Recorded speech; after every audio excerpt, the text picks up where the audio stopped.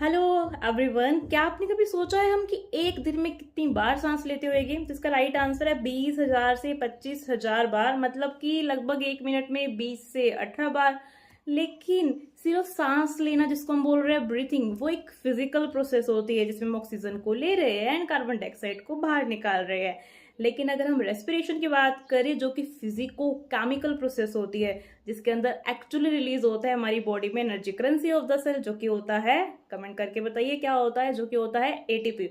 ये cellular level पे होती है। कैसे?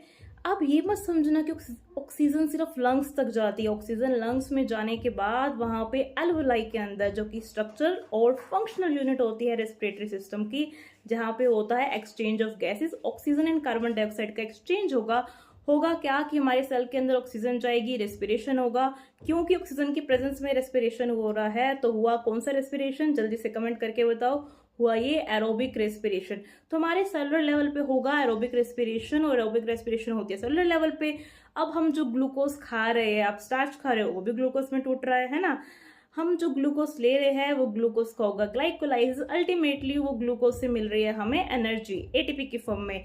और इस एनर्जी को, ज्यादा एनर्जी क्यों रिलीज हो रही है? क्योंकि हमारे पास ऑक्सीजन है। अब एक छोटा सा क्वेश्चन है कि एरोबिक रेस्पिरेशन की इंपॉर्टेंट साइट कौन सी है? मेरा कहने का मतलब है सेलुलर ऑर्गेनल से।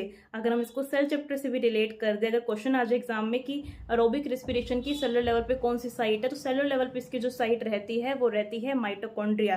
तभी तो हम माइटोकॉन्ड्रिया को बोलते हैं power house of the cell, जहां पे मैक्सिमम अमाउंट ऑफ क्या रिलीज हो रही है? एनर्जी रिलीज हो रही है। लेकिन ये नॉर्मल ग्लूकोज से पायरुवेट का बनता है, ये बनता है साइटोप्लाज्म के अंदर। तो आपने देखा यहाँ पे हमने स्टार्ट किया था कि हम एक दिन में कितनी बार जो है सांस ले रहे हैं और छोड़ रहे हैं। तो उसका आंसर आएगा 20,000 से 25,000 बार।